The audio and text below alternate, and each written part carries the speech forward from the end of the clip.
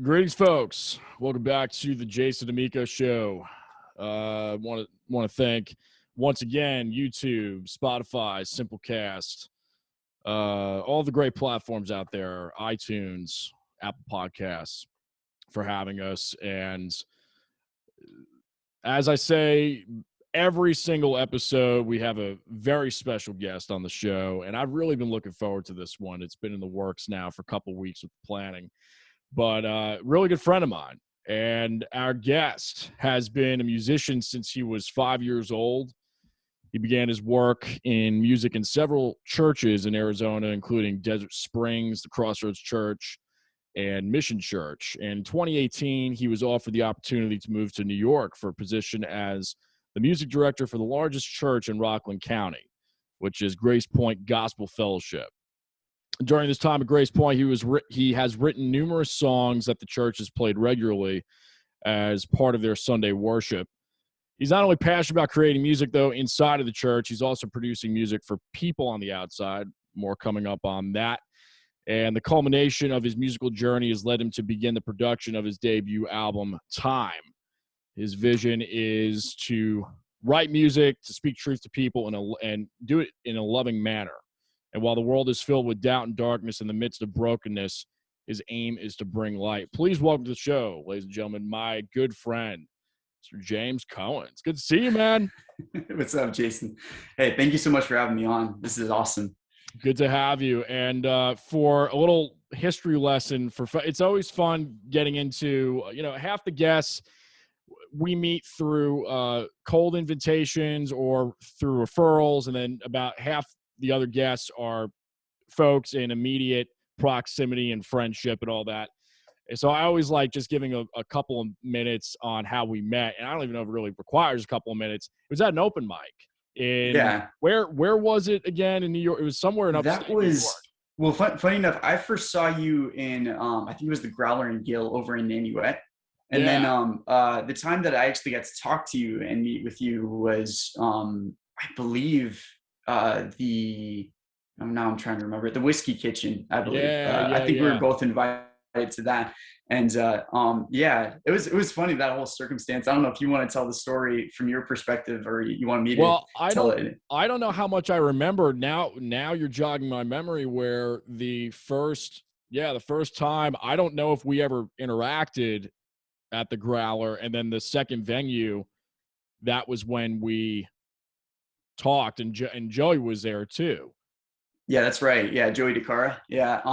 What happened was, I think I went to go to the Growler and Gill for an open mic night, and I remember I don't remember if I played for that one, but I remember that you were there, and at the time I didn't know who you were. Of course, I was just like saw this guy with a Gibson, and just saw him shredding and everything, and I was like, oh man, this guy's way too good. Like, I can never, amount to that kind of level and everything.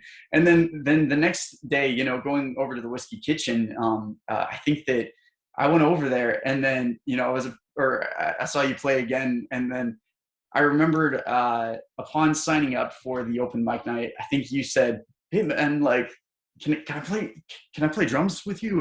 Drums is actually my first instrument. I was like, oh, okay. Well, I'm going to do a bunch of original songs you've probably never heard of, but sure, why not? It worked out. Yeah. And you played like almost perfectly to them. It was just like, it was so cool having that moment of never meeting each other, never playing prior to that, and just being able to jam. And yeah, that was a lot of fun. So, and I think that was probably a neat act of God that brought us together in that moment. And yeah, it's funny that we met in just like that experience, but I just remember, I think before, I was just like, I was jealous. Like, I was definitely I was like, this guy's way too good. Like, I almost feel like I can't play after hearing him play, but we all have our strengths and weaknesses.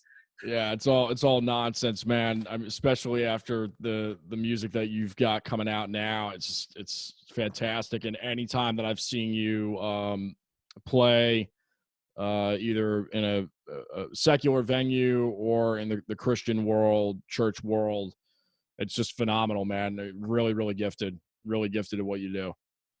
Thanks, man. Well, I've always appreciated your support. I think it's been really encouraging in many different ways I didn't realize. Of course. I'm glad to be a light of encouragement, and share the positivity. I mean, this this community really, especially now with what's happened in the last year. I mean, that's one of the reasons why I started this podcast back in 2019, was to give artists a platform to talk about themselves and what they love to do, which is create.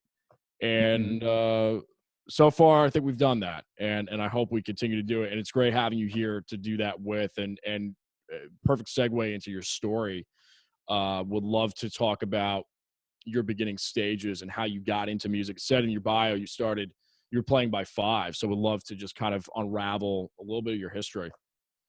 Sure, certainly. I would say it started initially with piano, and piano's always been, I think, my number one instrument, other than singing. Actually, I guess you could say technically, and this is according to my parents, so I don't know if it's just like speaking from legend or anything, but they say that I started from the age of 2 of beginning to sing, and that ironically was in the church, where I think we were singing the hymn "Holy, Holy, Holy," and from there they like I had not even started speaking yet, according to what they told me, but they said that I was singing along to that even before speaking. So I mean, you could say that I was destined to do music. Because of being able to do it at an early age, but I Yeah, don't mean to say that in a prideful manner. That may just be legend. I think it's Yeah, true. yeah. But I mean, it's really been through a great deal of experiences and moments over the years. I think a lot of the experience really has been from the church, and so I really do have to thank each of the churches that I've been a part of, because it started with I think playing French horn in the church sometimes, or Wow. actually no, singing in the church first. And that was when my dad was actually leading worship back in, I want to say it was 1995 to 1997, back when we were living in, um, that was Maryland at the time. And that was interesting because that was the first time really getting to sing, and I think that back then I had a lot more pride and arrogance about my singing, even though I probably didn't know what I was really doing.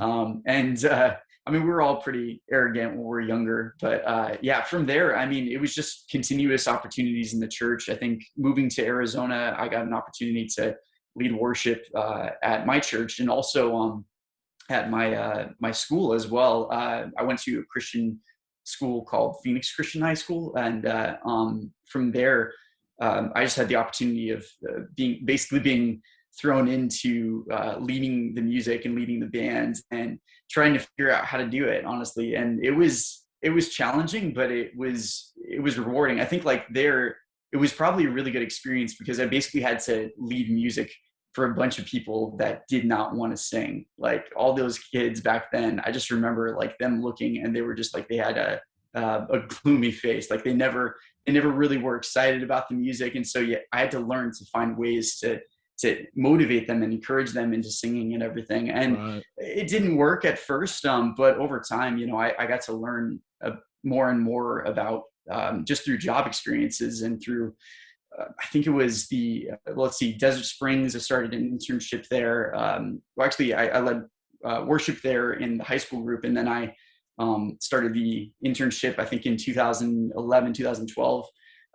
And then going on from that, I just gained more and more experience, went to college, had a lot of opportunities of leading worship for um, these Wednesday night events and whatnot. And so, and it's funny because most of it really was church and specifically leading people into worship. And so it'll be. I hope I'm not using that word too much exactly, No, because I think no. that generally gets thrown around by a lot of churchgoers, and I think that. I almost feel like there needs to be other words in the English language that could be used, because I feel like God's a little bit more creative than that. Yeah, When yeah, it comes to awe and reverence and everything else. So, yeah. but yeah, I mean that's part of the story. And then I think even just like playing, I think when we were in college, there was a band that I was in called the Third as well. And from there, I was with a bunch of my roommates, and actually one of my friends who has been a mentor for me, but also was my RA, I believe. He helped write a lot of the music with me when I was in that band. And we didn't really know fully what we were doing. A lot of the times we just kind of went from church to church and just played different songs for them. And every once in a while we would share our own originals. But we did get the experience of recording an EP, I think, back in 2015. And I think from there, it was just, it was fun. I realized how much I loved just getting to play with a band, especially playing with some of your best friends and everything. And I think it brought a lot of moments of tension, but also a lot of moments of understanding and of growth and acceleration as musicians, and also just as friends too. So I mean, it's so funny because like all these experiences have led up to even now just being in the church and leading worship, but also being able to, outside of the church, share songs to the world, and now officially be able to share a first solo single release. And so that's exciting. That's awesome, man. Let's talk about some of your influences while we're still in kind of your youth years on your timeline. So was it piano first then for you, piano and vocals? And Mm-hmm. then how did guitar happen? What bands were you listening to? Well, you might be very disappointed with me because most of my bands that I was listening to were all Christian bands. Like when I was at a younger age, I was kind of sheltered. That's how I started, man. Well, actually, that's partially true, but not too far off. And no, I'm not disappointed. Not disappointed. Yeah. Good. Okay. Well, the first influence I think that really stuck out to me was Stephen Curtis Chapman. I think I grew from his music. I think the first song I heard was The Great Adventure. And the funny thing is, like, I heard that song and then I heard his album Speechless. And at the time, I was so used to listening to classical music when I was younger and hearing much more of the traditional music because we sang from hymnals. And I think I started to hear, I think his first album, and it was like, I thought it was too rockish at the time. Like I was so opposed to rock in that time. And now I feel like rock is the main genre that I prefer playing. So it's kind of a weird thing. Like, but that is interesting. Yeah. Yeah. So, I mean, that he's been an influence of mine in many ways. And I think even more so now, just his family too, because actually that's a little further down the journey, but if you look at influences that really motivated me back in high school and middle school, I think it was Reliant K, Switchfoot, and all those bands that were they were Christian, but they were going a different route from playing like the radio friendly CCM contemporary music and everything. And I enjoyed that because I think it was an outlet where I felt like I could slightly rebel a little bit from like the norm. And it really wasn't that much rebellion. It's more of like just speaking to a larger audience. And I think that that's something that has always motivated me with music, is that I think that sometimes the church does a great job of reaching out to many different people. But the one challenge that I see in many ways, if I'm not going on too much of a random tangent, I think that the church has a bad habit of solely creating music specifically for worship or for churchgoers, and not really being able to reach out and share music with people that are not believers in God, or people that are not interested in God at all. And I think that in honesty, it kind of makes us, it kind of gives us this approach that we're better than them, that we are more, I suppose, I want to say, like a holier than thou, that sort of thing, where we kind of get into this phase of isolating ourselves from other people and not really being able to share with them what we know and meet with them where they're at and everything. And I think that sometimes you can say to an atheist, Jesus loves you, but that's going to mean nothing to them. And I think that part of it is you got to actually experience community with them Yeah. too. I think that you have to be able to share that there is good in the world, but it's not just through words. It's also through being being a friend to them and being a light to them and everything. And I think that that's where I really want to reach out, not just to people that are believers, but I would love to get to know atheists and people who have like opposing beliefs as I do, or other people of other religions too. I think that that's something I've been starting to see a little bit recently from a couple of friends I've made here in New York, and so it's interesting. But that's going away from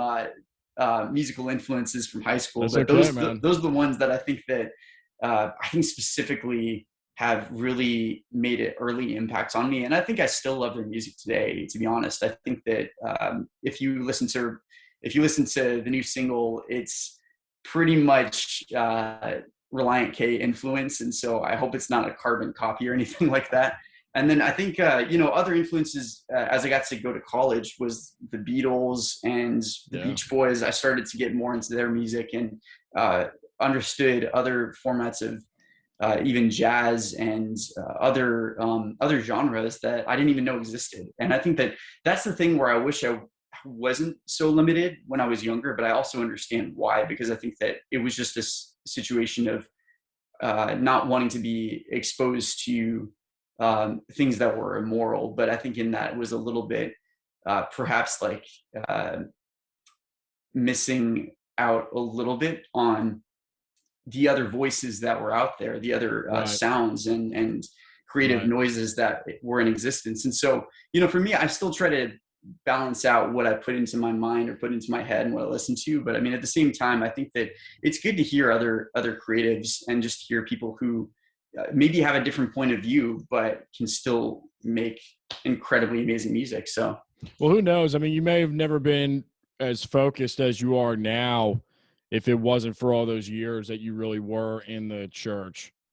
It's true. Yeah. Because I kind of I ping pong back and forth with the same idea of, oh, I should have been more open-minded earlier on or whatever. And I mean, I've done a lot, but I should have been doing this or that, whatever. But then when you look at it, you see purpose in all of it.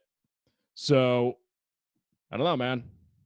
I think he makes it work out for the good. So, Certainly. all things. And that's one thing that comes to mind is there's a reason.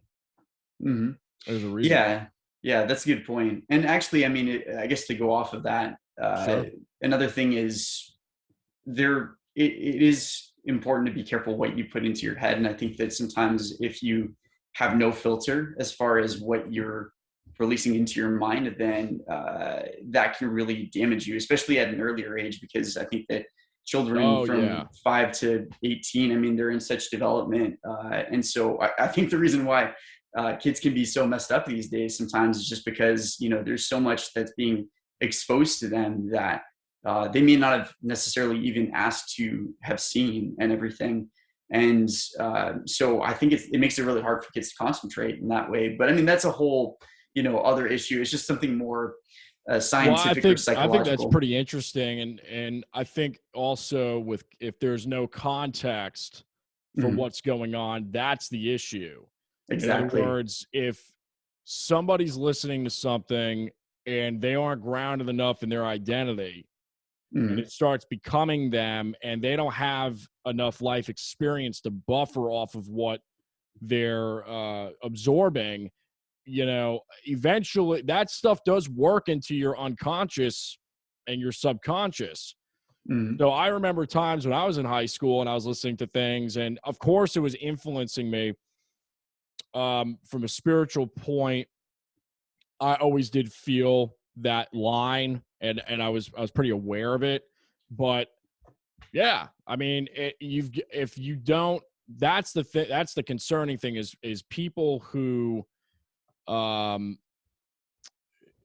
if they're looking for a void and they're not even aware of it, and they're listening to other people that are not necessarily giving a coherent truth in their music, or we're artists, man. We're working Yeah. through things, Hmm. and that's the thing is like somebody's expression of what's going on doesn't mean that you have to adapt or excuse me, adopt those philosophies. It's more of a, oh, okay, they've been there. I can relate to that. Hmm. But there's Yeah. definitely a line that can get crossed of, oh, well, let me go experiment with that lifestyle or, let me. So, yeah, of course, man. And people, I don't think people realize the power well, people do realize the power that's in music, but Hmm. tremendous, tremendous, tremendous power in music. It's actually uh, phenomenal. It's scary almost how much power there is. Indeed, yeah, and it's a good point. I think that that's that's the beauty of music is that it's meant to meet people from where they're at. I mean, Right. obviously, sometimes people have different choices in genre styles, but a lot of times, if you really take the time to listen and to understand what they're speaking and what message they're trying to convey, it's like okay. You see some of the truth to what they're saying. Like I think there's a band called the 1975 that the lead singer is an atheist, but I mean, he even is crying out in one of his songs saying like, Jesus, would you show yourself? And so even, as an atheist is just like, he's like, he wants to find an answer. He's just not finding the answers apparently, or he's Right. not come to acceptance of it. And so it's so funny that, there's appreciation for great artists and, even for just those that are willing to be genuine in Yeah. their writings. And I think that that's something for me that I want to make sure that I don't sugarcoat things, that I make sure that I can be real and authentic, because I think a lot of times there's just so much of the Christian culture, but I think it's even American culture specifically, that we say we're fine and we're not, and we share only the good things. And I think that it's overly exposed through social media, where Hmm. people only see you at your best. People don't see you at your worst. And sometimes I think that you have to be able to let out some of your worst to be able to allow people to connect with you and to show, okay, we're all screwed up. We're all failures in some way, but Yeah. Yeah. we're all human at the same time. And I think that the failure is I think a means that can bring us closer together if we really allow for people to be a part of that. And so, yeah. Well, that's a great point. I want to talk. I wrote down vulnerability. Mhm. That's one thing that is just screaming to me whenever I'm hearing your music, especially like Neanderthals, but great single, by the way. Thank you. I don't know if is the single out yet on that. I saw the live version. I don't know if you have the actual studio version out. Yeah, just released on to Apple Music, Spotify, and Amazon Music, and I Okay. think other online platforms too. You can. It actually released on March 12th. So, Oh, great, great, yeah. awesome. So we'll have all those links down below in the description box or to the side for those that are driving while they're listening to this. So, uh, vulnerability. Yeah, it's very apparent in your work. It's great, man. I'd love to talk about your songwriting process. And I'll also ask this question: was it a choice to be this vulnerable, to write about the subject matters that you're writing about, or is it just you? What? Walk me through it. I'm intrigued. I think there it might have been a bit of a choice. I mean, obviously there's some parts of me that I wonder, should I really release this to the world? There's probably plenty of songs that I have hidden in my journal that I'm like, I don't know if I really want to share this. But with songs like the song Neanderthals, I think that came really out of friendship, I think, in many ways, because the song I can't even fully take credit for it, because it was really my friends that came up with part of the idea. But I think that with vulnerability in that song, that came from an idea from somebody else, but then taking it on and then thinking, okay, this is a place that I'm at. And actually, that was written from 6 years ago, I think back in 2015, where I was just finishing, or I had just graduated from college, but I was having an identity crisis with myself. And I was like so afraid of getting myself out there, getting out to the world. And Mm. I'm just like, What was your I What was your major again? My major was music with a praise and worship emphasis. Okay, So okay, that's yeah, what I thought. Yeah, yeah. So specifically, working in the church, like that was a goal of mine. But I think that, even more so, I had a little bit of a desire in me to share more beyond of church course. music. Yeah. So Not to sidetrack you, I had that written here and I forgot to ask you. sure, sure, no problem. Yeah. It's all good. Yeah, and I think with that, the for me, I think I just need to, or sometimes music is a good tool to vent about certain things and to let out your insecurities and to be able to say something. And I think that it's scary to be vulnerable, but for me, I've learned, I think a lot of people who have gotten to know me over the years is that when you really get to know me, even if you don't necessarily get to know me very well, I kind of put my heart on my sleeve. I think that if I'm not feeling well, I'm not going to lie about it. I'm going to, say I'll probably say I'm okay. But in reality, it's just like if I'm having a bad day, it's like I'm not gonna, just say, yeah, everything's great, because it's just like that's, for one thing, it's wrong to do that. And it's not, in the sense of, seeking a pity party or anything like that. But I think that in the matter of being vulnerable with people, I think it's better to be real and be authentic and not hide your feelings or hide what's going on, because you've got something to share. And I think that your experiences do speak to you in a certain way. And I think that from that, when you let out vulnerability, when you let out questions, that allows for an answer to be brought back as well. And I think that through music, that's a great tool to do that, because I think that the great creator who made us and knows us better than we know ourselves is really like Absolutely. it's like a reminder that when we can let out our feelings and our frustrations, and we can do it through shouting or venting or yelling, but I think that through music, it's just a great way of being able to let it out there. And then sometimes from that, an idea can be expressed, and it's really not our idea, but it's something that comes from God. In that, I think that is a God-given gift. And so there's something great about that, being able to be vulnerable in music and just be real, rather than trying to make it seem like life is easy, when we all know, especially right now, that life is not easy and life is not going to get easier. It seems from No, here. So no. yeah. It's all about that grace. It's all about that perspective. It's like I think the big theme for everybody, well, I don't know about everybody, but for me and for other people that I've talked to, God, if you're not going to change the situation, change me. Mm, That's it. yeah, That's it. absolutely. It's gonna go either way. It's binary, and that's really what it comes down to. Hmm. Yeah, I would agree with that. I think that, one of the biggest things is, and especially that I've learned, is that, a lot of times in frustrations that I have, it comes out of a situation of pride.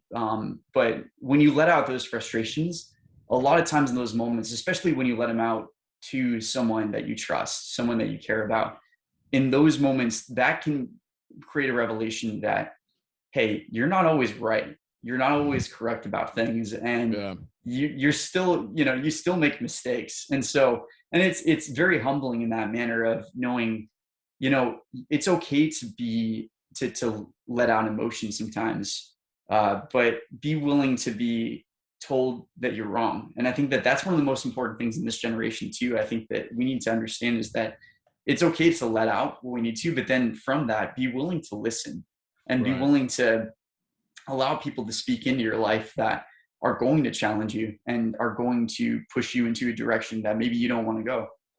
A lot of people are getting canceled, man. It's true. I'm one of Yeah. them. Yeah. Are you really? Daily, Oh, daily getting dang. canceled. Oh, gosh. Yeah. It's going to Uh, happen to me too, I'm sure. well, the yeah, if you're breathing, you're canceled Yeah. somehow in some way. They will cancel you. Yeah. It's It's, it's it, a- it's actually pretty hilarious. I mean, it's sad, but it's funny. yeah. Um, so church versus secular, the venue scene. I'd love to hear from your point of view, because I grew up playing in church, not to what it sounds like, not as much as you, and obviously it was not a career path for me. Mhm.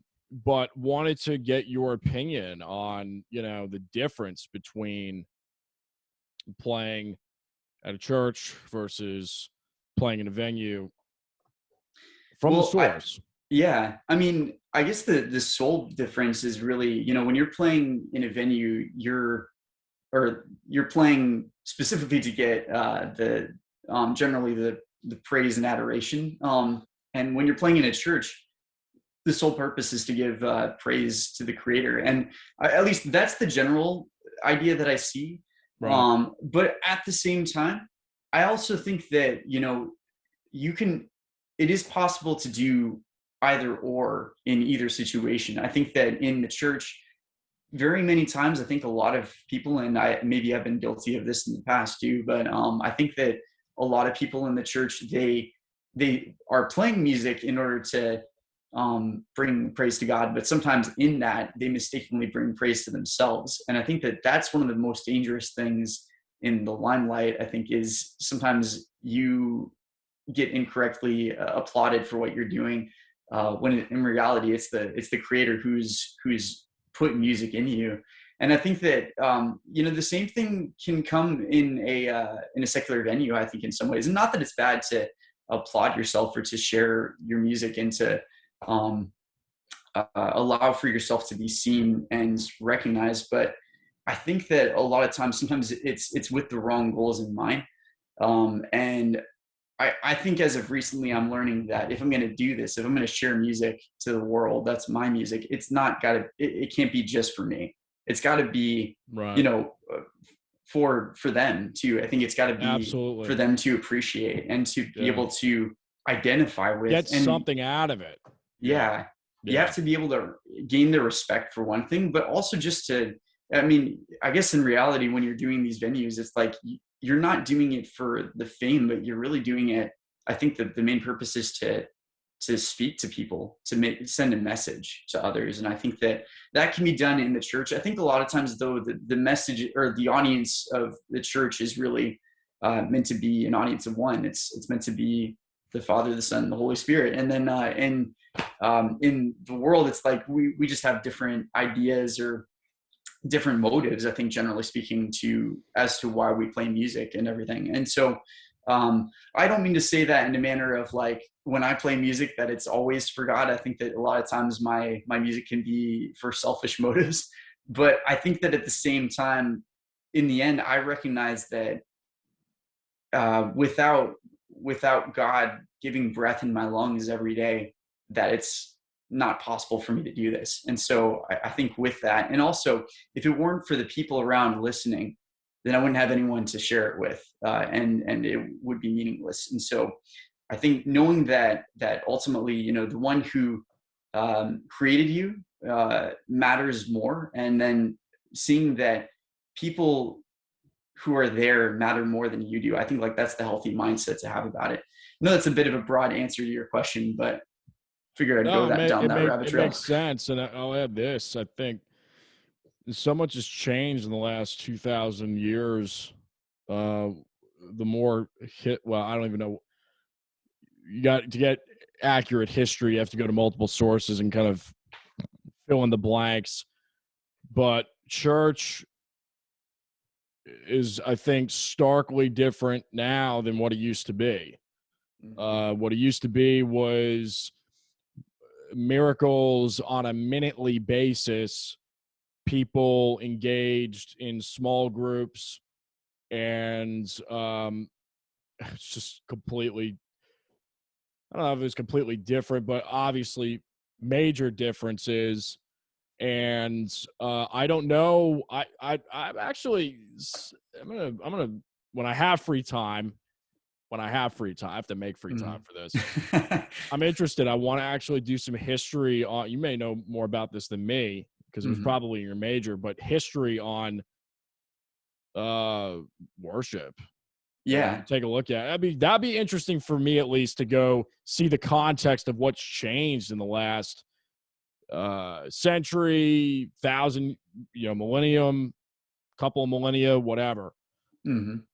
Yeah. If It is interesting to see at least I think the last 50 years of what's happened since then. I think before, a lot of the music of the 70s and 80s, it was like Bill and Gloria Gaither, and now we've moved up to Phil Wickham, and I think the Maverick City music I hear is like a really big influence now. And it's interesting because these come from like many different musical influences over the years. And I think the funny thing is a lot of times people, especially in Christian music, have limited themselves to a specific genre of music. Right. And in reality, music is continuously changing. And I think that's the funny thing is that you go from like, I guess like the 1900s or 1800s, they were just starting to bring in the organ. And I think at that time, the organ was such a controversial instrument. And then leading to like the 1990s, I think that's when the drums started taking a place in the church. And I think from that point, that and guitars, and when it came to electric guitars, that was not even a thing. And then when it was brought in, there was so much dislike towards it because there was far too many people trying to burn the Beatles CDs or something like that, start those bonfires. And it's just like, it's so funny that we've come this far. That's to a the point dangers of religion, man. Yeah. It's dangers of that religious spirit. I think the religious spirit's the worst out of all of them. Yeah. And I'm guilty of that. I kind of came in, from a younger age thinking like, I'll never do rock music and everything, at 4 years old. And then I'm like, turns out I love it. It's just like, you can't put a limit on a genre or on styles. And I think that's the beauty of it, is that no genre in itself is wrong or bad. I think we all just have preferences. Right. We all have like it's things all that sound. speak to us. Yeah. It's all sound. And I mean, he created sound. Yeah. It's pretty amazing too. Like when you think about it, that again, takes faith to believe this. Mm-hmm. I always preface it that with anybody on this show, or I'm so used to saying that because you never know who you're talking to on the show. Obviously we're on the same faith team here, but the point being, it was spoken into existence. So sound, vibration, waves, not to get like too new agey on it, but it's true, it's all vibration. That is existence, or our innate ability to perceive what's going on in the extrinsic world from an intrinsic placement. That's how we're able to see what's going on and sense what's going on. Yeah, and I could go down, a full long conversation about, history of different sounds. I think if you look up music from, I think it was New Zealand, you hear much more of the, I'd say, tribal music, if I'm correct. And I think that some of it is very atonal. It's like they're singing pitches. Like for most of the quarter tones or something. There's guitars out there with that type of fretting. Yeah. And it's just crazy because, the fact that kind of music exists, and some people, like, to their ear, it's normal. Like, it doesn't sound bad to them, but whereas we've been trained a certain way to hear certain sounds and everything. So it sounds, I gotta look into that. Yeah. It's weird, but I remember studying that in college, and I was like, this is so annoying to listen to, but it's so fascinating at the same time that this is in existence, and this is part of culture. So, well, I mean, and if you think about it, it's there's a lot of listen to some of the Beatles stuff, for instance. There's guitars out of tune. There's to me, it sounds like they ended up using some of the demos as final takes, and it's fantastic. It's timeless. Absolutely. So it just depends. But I hear that's the older I get, the more that I am in the industry and either mixing or producing, whatever, listening to music, the things you hear over time. It's always fun going back to stuff that you were really into earlier on. You don't hear it for a few years, then you come back, and how you even hear things differently as you mature. It's pretty cool.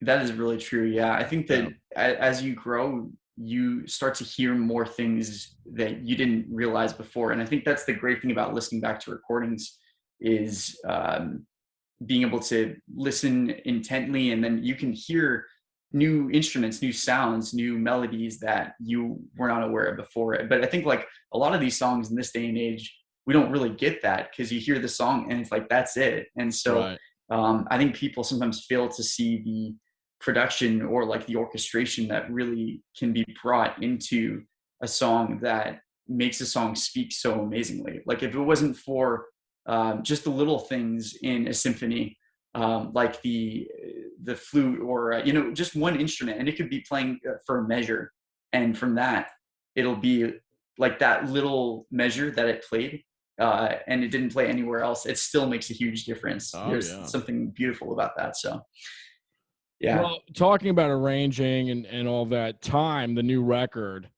is coming out soon, and you have a GoFundMe, which Mhm. for those that are listening, watching, description down below, click the link, check it out, see what it's about. The talk to me a little bit about the inspiration behind. I remember we had conversation about this about a month or two ago, your vision Mhm. behind it. Uh, we'll love to hear it again, and obviously for the world to get a sense of what's going on. Certainly, yeah.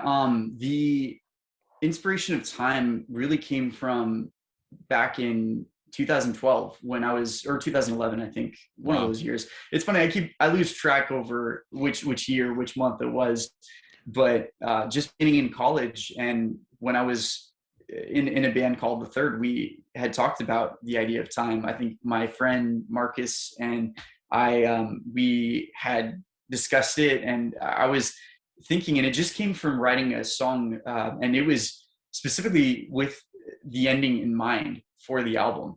Like I started with the ending before getting to the rest of the album, which is kind of crazy because you would normally think that you would start with somewhere in the middle rather than starting with the beginning or the end. But for Interesting. some reason, I started with the end, and the whole idea behind that was something I really wanted to make sure that if I did it, that it was done well, and that each song coordinated with the theme directly. But the irony of it is that in order to make this had to take 10 years to really think through it and adjust to it. And some of it was probably out of procrastination, probably out of laziness on my part. And the fact that I'm doing this right now, I'm just grateful that I still have an opportunity to do it. Um, but I think that with now, I think a lot of it is really just speaking to the many moments of life, starting with even before we even existed, and then going into what happens, when we die, and like what's going to happen in response to that, and just seeing, how does it all connect? How do these moments all connect together?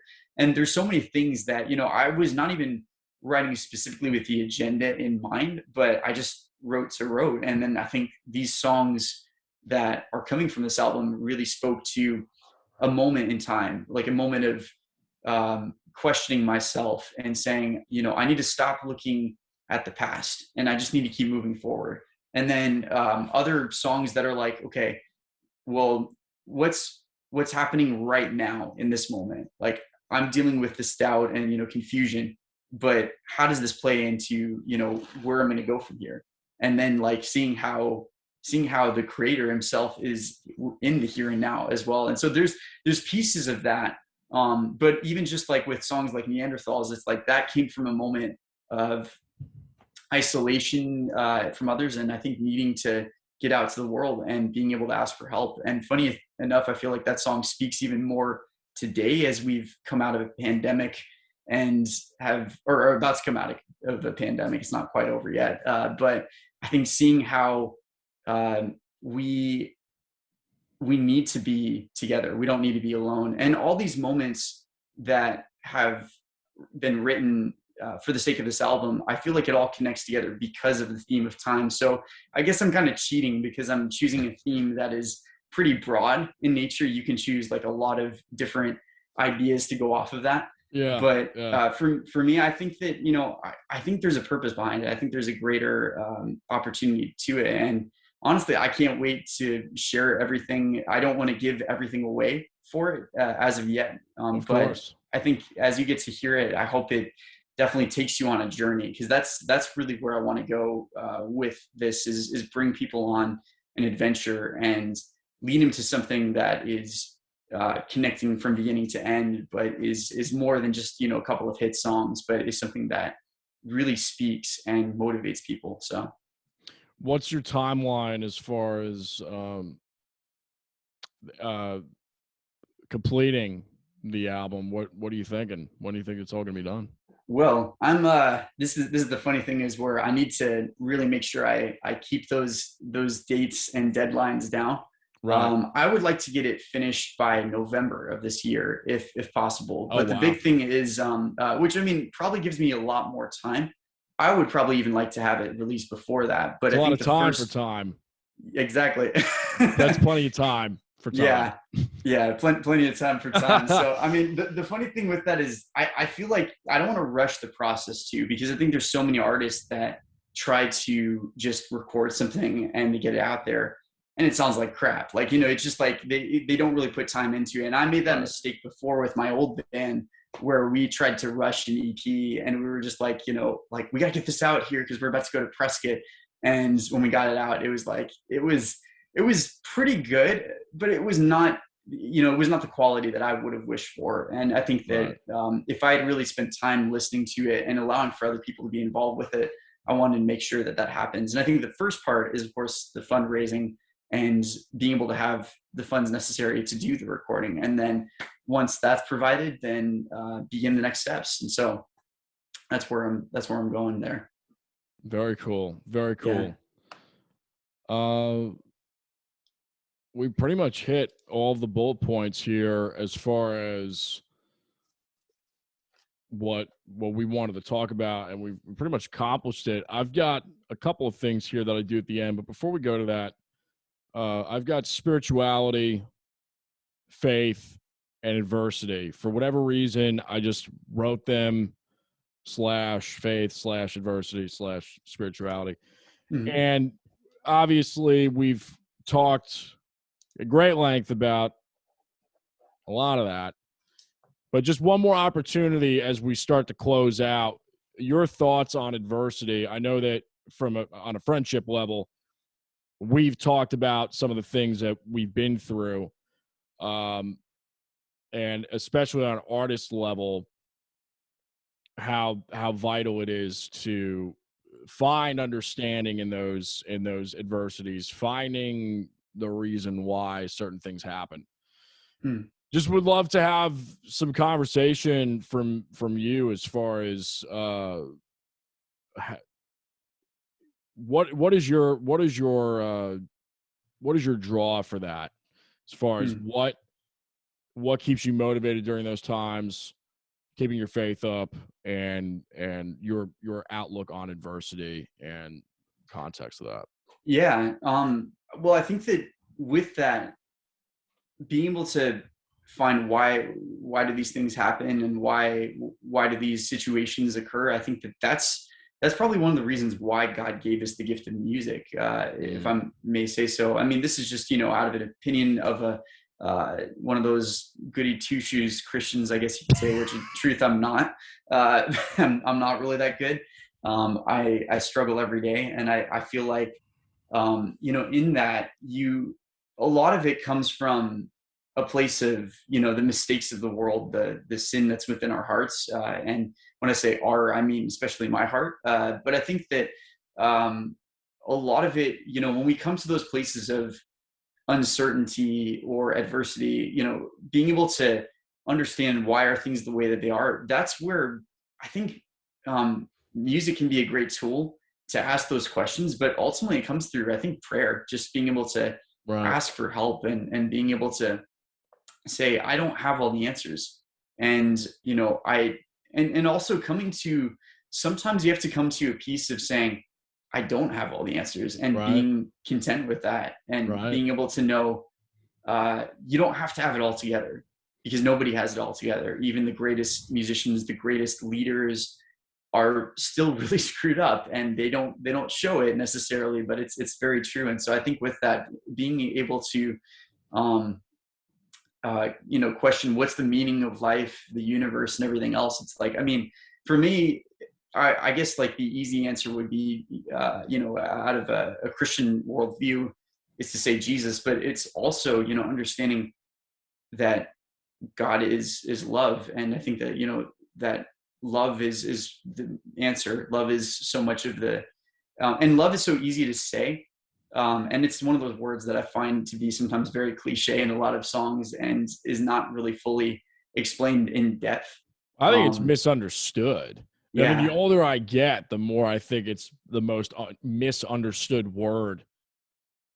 yeah, and it's so distorted by culture because we use Yeah. it over and over again Yeah. in, you know, pop songs, in movies, in all these things, and just situations. And it's like we fail to understand truly what love is. And I think that that's where, you know, as a believer, I believe that seeing that love was not from specifically just words or things like that, but it was from a person and someone who was willing to lay down his life for the sake of others and to be willing to suffer so that others could live. I think like that's something that is really challenging me in that way. So like when it comes to understandings of suffering and confusion, chaos, and like disorder, and just dealing with adversity, like you said, it's really a matter of understanding like the more that we learn to suffer, and suffering is not meant to be easy, and it's not like we're supposed to or want to suffer, but suffering can produce endurance through that, and it produces character and growth and all these things that we really need to be able to become stronger. And so in reality, you know, when it comes to the adversities, it's good to let it out into question. I think the wrong thing to do is just to make no response. And I think for many months before, or even for years, probably I had let in or kept in my feelings and not shared about my struggles or my concerns. And I think that if you do that, you just inflict all this pain on yourself in doing that, and you're not letting other. I mean, you don't want to inflict your pain on others, and I think that sometimes there's a habit of inflicting pain on other people or inflicting it all on yourself and causing It's a how it's great depression. presented. Yeah. Yeah, but I mean, in reality, I think we need to be able to let out in a healthy manner, like just one on one with the person, not like with a group setting, but just say, "Hey, man, you know, I'm having this issue, and I need to get it out there, and you know, I want to find a solution. I want to find an answer." And you know, sometimes the solution does not always come immediately, but I think that over time, as you do that, when you deal with when you deal with the matter, you talk through it and you communicate. I think that's really where growth and endurance, you just acting and not sitting in your grief. I think like that's so important as well. So I hope I'm not going down too many rabbit trails with this, because I No. it's a lot No. of there's a lot of possibilities Oh that come yeah, from of that. course. And Yeah. that's, you know, that's why I ask these questions, man. It's not Hmm. uh there's no right answer. It's just Yeah. your point of view. Ultimately, I Hmm. think there are right answers.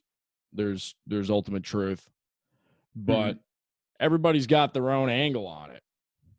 Yeah, it's true. And I think everyone has their own vantage point and perspective of that. But when it comes down to it, I mean, there are certain things in life that are true or false. Like, and you, Yeah. I think that to say that, you know, truth is relative, well, it's like you're basically trying to make an absolute statement about relativism. So it's like, how can you, you know, if everything is if truth is relative, then why should I even believe you? And so Right. that's just the funny thing. I think someone mentioned that to me once, and I didn't say anything. But it's like in hindsight, I wish I had said something, because I think that would have been helpful to have just had a conversation. And not to say, you know, that I'm always right, because I'm not. But I think that, you know, sometimes to have those moments of dialogue and to really discuss and to dial down to, okay, what is the real truth? That's what we need to do. Yeah, and it's there's a proof that I think goes beyond science with this stuff. And it can be scientifically it can be documented. There's plenty of documentation of it scientifically, but it's beyond that. It's it's an intuitive, it's a knowing, it's an intuition, whatever you want to call it. And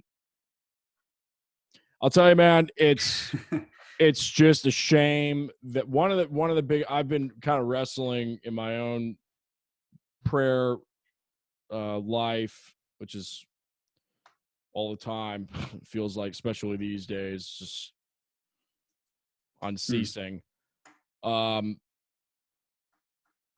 You know, where to really help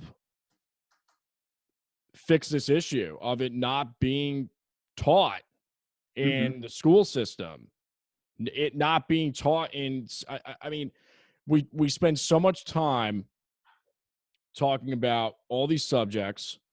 We spend all this time, all this anxiety is created over things that really don't matter, and nowhere. I guess if you go to a Bible college or that type of environment, it's a little bit more prevalent. But I mean, just in general, like this is a whole other rabbit hole, but I really think like people have got to be, I think beyond the pandemic, I think the biggest pandemic is what's in between people's ears and in their hearts. I think that's the biggest problem. So I'm just saying that that's not a question. That's not like, that's just a statement. So I don't know if you want to add anything you can. I'm just I agree. I think that there's, that's something I've definitely, I like to vent about that stuff too, honestly, because it's just so frustrating because you feel like you can't have a conversation about it sometimes with people online. Or we're on, baby. It's hot and it's live and it's now documented. we're so we're gonna get, we're there. Get ready for the negative comments and everything. But I mean, that's the funny thing is we have come to a place where we fail to have the one-on-one in-person discussions. And I think what hurt us in the pandemic was failing to be able to meet with people and start to see their humanity. And then, so many things came up, like it was, just the politics of last year and everything else. It came to this point of like, okay, this person is so much in the wrong of what I believe is wrong that I don't even want to listen to him. I think that whole attitude we've had and failing to come to a place of, look, this guy, he's in the wrong, but he's still a human being. And I think that, when understanding, and one of my favorite writers, John Foreman, I think he wrote this in one of his songs called Terminal, but he says, like, when I start cursing at the traffic or the phone, I remind myself that we've all got cancer in our bones. And that's the funny thing is that when we understand that we all are dying creatures, we're all going to die someday. I mean, you can try to live forever. It's not going to happen. Right. And when you look at it, when we're all going to be buried in the same ground together, while it may be in different spaces, different locations and everything, we're all human beings. We're made in the same image. And that's really where it dials down to. I think understanding that it's not like we're all sinners for one thing. So no one is perfect. So we shouldn't hold a higher standard to others when we have failed our own highest standards. And I think that in that same way, we have to be willing to admit that we're wrong, be able to have a conversation, be able to share, and really be able to allow for someone else to be able to be open. I think too. I think there's a funny thing about, we talked about cancel culture earlier, and with cancel culture, it's funny because I would think that a lot of it comes from, generally like the liberal side of things, according to what a lot of people would say. But in reality, I think that it started a little bit from Christianity, or American Christianity specifically, not all Christianity. But I think that some of the failures we made was turning off and excommunicating other people for saying something that was not true, or did something that was incorrect, and burning Beatles CDs and other things like that. It's just like we kind of, I don't want to say we started the fire, but at the same time, we're probably to blame for that. So I think it does come down to a place where it doesn't matter what religion you're a part of, doesn't matter which politician you voted for this year. We just need to come to a place of like, don't just tell someone they're wrong. Like, listen to what they're saying and be willing to and be willing to be wrong yourself. I think that's where it comes down to. And then with teaching, um, I think just having that personal connection with people and being in person. And that's the funny thing is Neanderthals really comes back down to that. If you listen to the song, is that we're like, why are we afraid of the strangers that are just like us? We're not meant to be living in isolation, living in caves, afraid of each other, because we were made to live together. And I mean, maybe it's a bunch of cliches, but no man is an island. It's true. I think that if we continue to keep ourselves from the world and keep ourselves from a generation that is looking for answers, while we're looking for the answers too, I think that we're missing out on an opportunity that we have to be able to really grow. And I think that that's the big thing is growth happens in the places where we make a mistake, when we learn from, and not just when we make a mistake, but when we learn from our mistakes and we are willing to accept our incorrect nature. And so, yeah, it starts, I think, like there was a comment too, and sorry, and for more, we're going back and forth with rabbit trails, but this is it, man. This is the thick of it right now. It's good stuff. Yeah. I mean, these are the conversations I tend to enjoy, I think. But one, I wish I could remember the person who said this, but I think it was mentioned in a book that I read by Mark Foreman. He said, or this person was asked the question, what is wrong with the world today? And then he just says, I am. And then yours truly. And that's like, it's just like, there's such deepness in that when we can recognize, what's the issue with all of this stuff going on in the world? I'm the issue. I'm the problem. And when we come to that conclusion, I think that's when we can come to a place of having humility and understanding. It's okay to be wrong. It's okay to be incorrect sometimes. And you don't have to be this holier than thou person, or a person that is of a higher standard of things. But just be willing to say, okay, I want to be better and I want to improve. And what can you see in that I'm saying that I need to improve upon? So, yeah,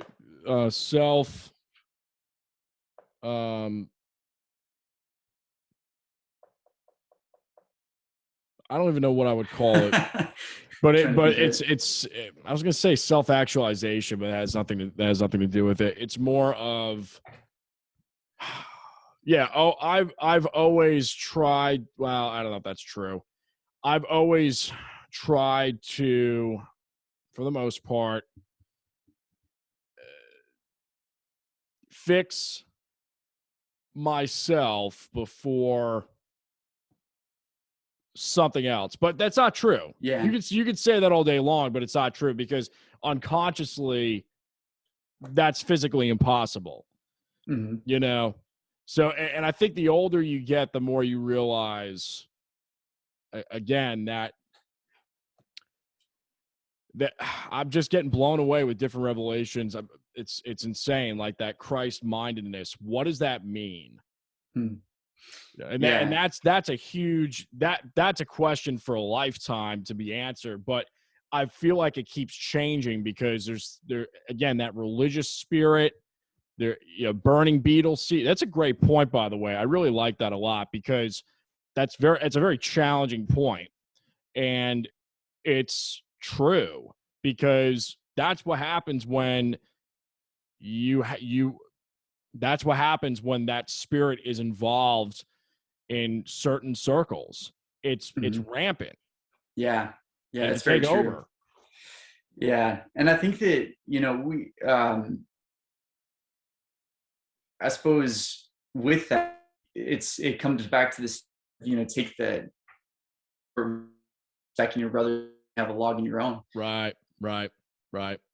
we so many times see the specks in other people's eyes, and we just fail to see, okay, there's this huge thing that is keeping us from doing what we need to do. And if we try to fix other people's problems before ours, and in reality, we have to fix us before we can try to change somebody else. And so I think, and it's not our job to change Perfectly said. people. To I Perfectly think, said. yeah.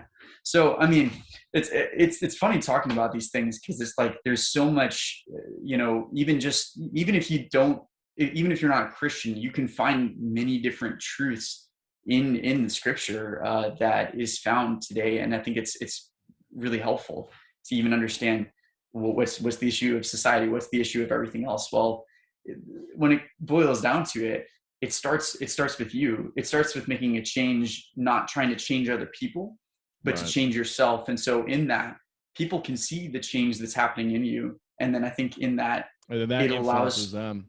yeah, exactly. Yeah. So, Hopefully, yeah.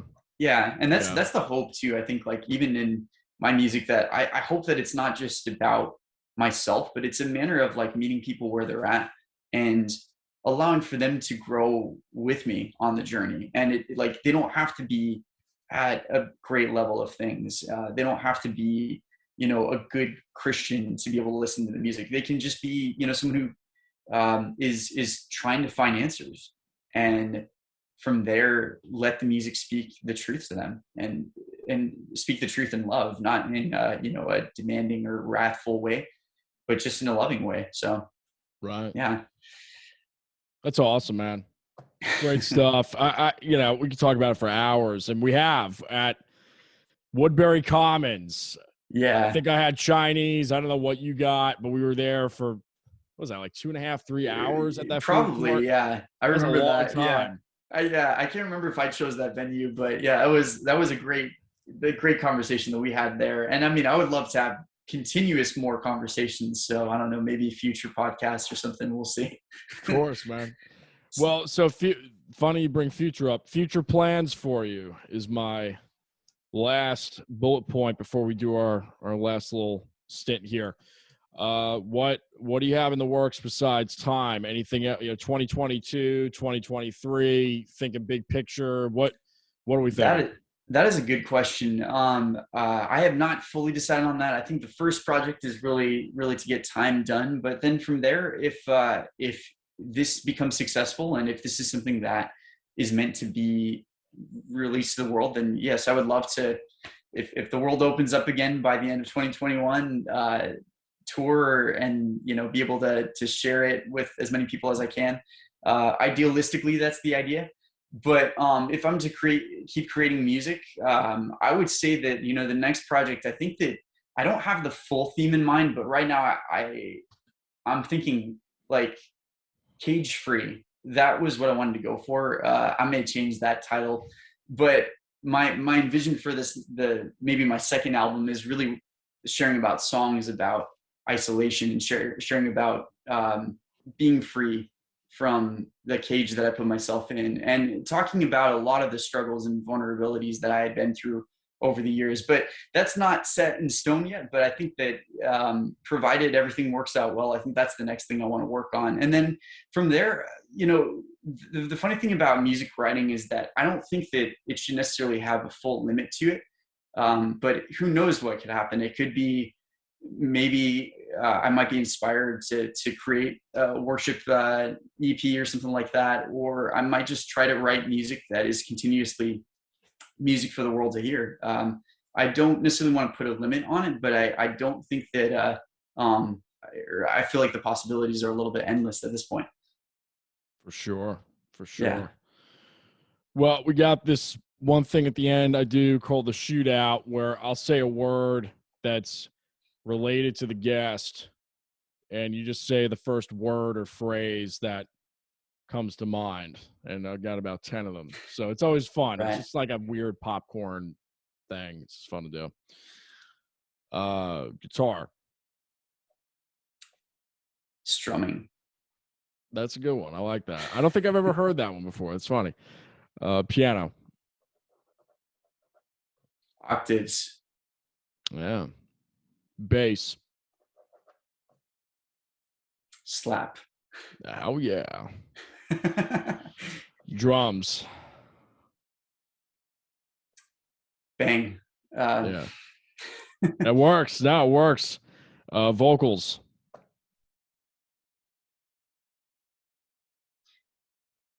Melodic. Very cool. Mm-hmm. Song. Symphony. Wow. Interesting. Church. People. That's a good one. I like that. Venue.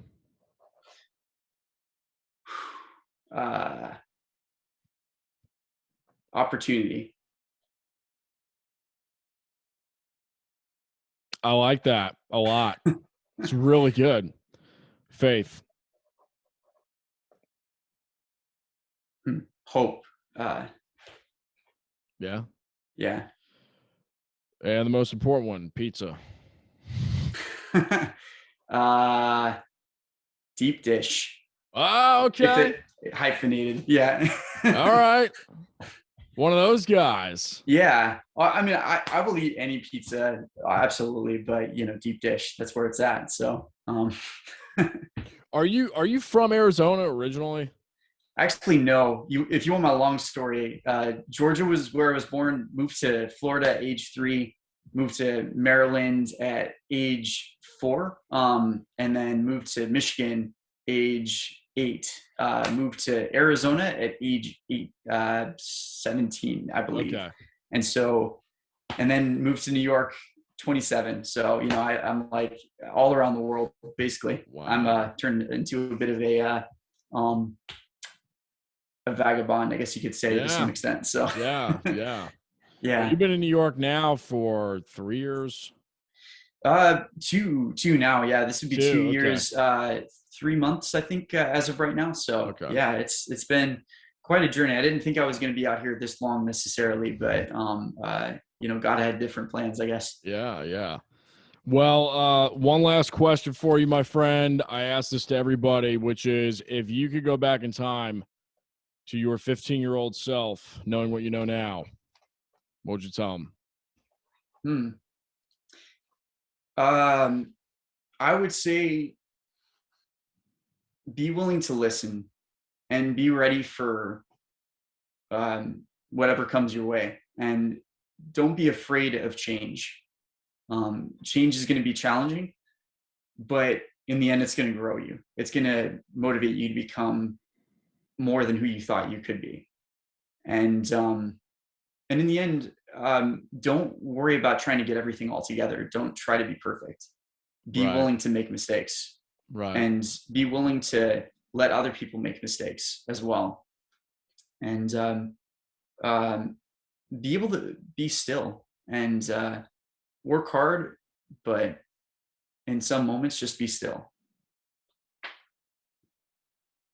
It's great. Thanks, I have nothing to add to that. Not that I would add anything to it anyway, because it's what you would say. But you said it all. It's great. Yeah. Well, if Jason Damico was me, he'd probably have much better words than myself. Who knows? I don't know, man. I highly doubt it.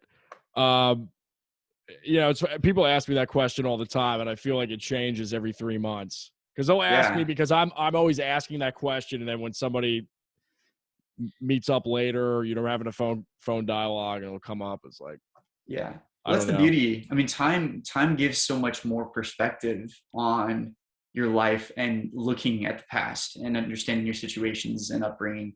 Yeah, and that's the purpose of this album. So that's why we're doing it. So excited about it. Shameless plug. Well, that's what it's all about, man. That's why you're here. Absolutely. Description box, check it out below for James's information. This has been awesome. Any last words, my friend? I just want to say, to everyone listening, thank you so much. And Jason, thank you for letting me have this conversation with you. And I love that we can not just talk about music, but talk about the challenges of life and the world and the universe. And I think some of that just brings clarity in itself. So it's been an honor, and I can't wait to share more with you guys in the future. Absolutely. Well, you guys have been watching and listening to the Jason Damico Show. Definitely check out James's material down below, and we will see you all on the next one. Peace.